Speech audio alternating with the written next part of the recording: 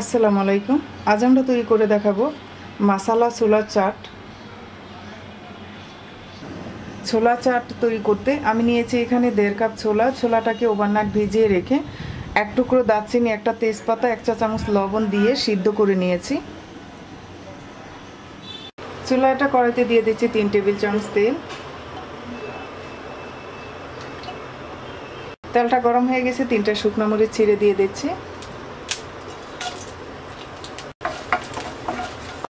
দিয়ে দিচ্ছি 1/2 চা চামচ আস্ত জিরা।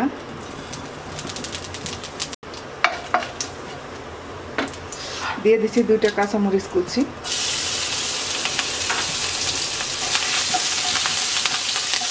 এবার দিয়ে দিচ্ছি 1 চা চামচ আদা রসুন বাটা।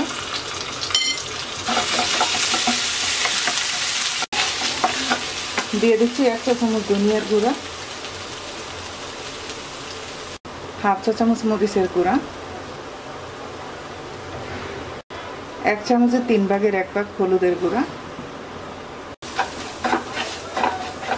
তেলের মধ্যে মশলাটাকে 1 মিনিট কষিয়ে নেব।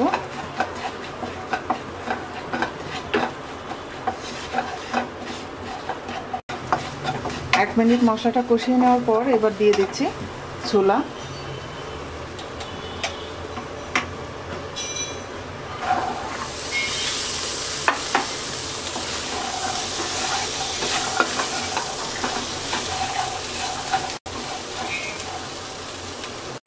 মশলার সাথে ছোলাটাকে 2 মিনিট ভেজে নেব।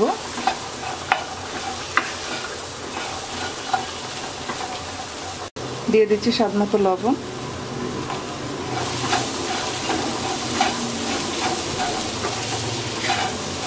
ছোলাটা 2 মিনিট ভেজে নেওয়ার পর এবার দিয়ে দিচ্ছি 1 কাপ পানি।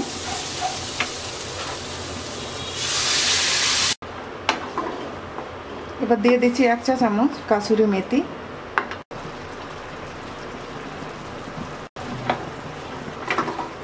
এবার পানি শুকিয়ে আসা পর্যন্ত রান্না করব।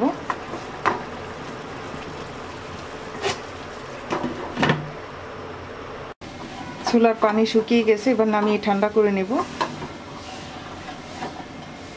ছোলা ঠান্ডা হয়ে গেছে, বড় একটা মিক্সিং বলে নিয়ে নিচ্ছি।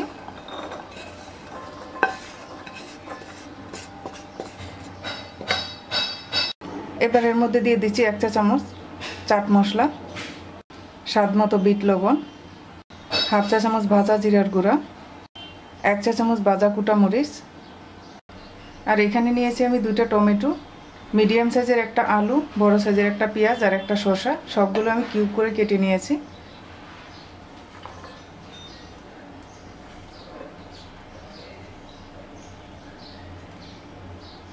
দিয়ে দিচ্ছি ধনিয়া পাতা কুচি, 1 টেবিল চামচ দিয়ে দিচ্ছি লেবুর রস। এবার ভালো করে মিশিয়ে নেব।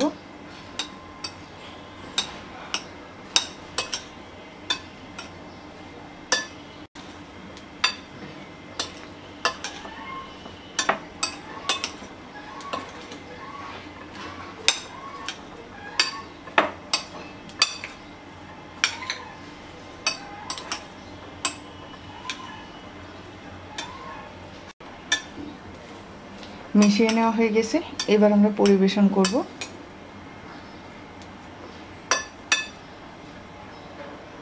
তৈরি হয়ে গেছে আমাদের ছোলা চাট। আশা করি আপনাদের কাছে ভালো লাগবে। আজ এই পর্যন্তই। সবাই ভালো থাকবেন। আল্লাহ হাফেজ।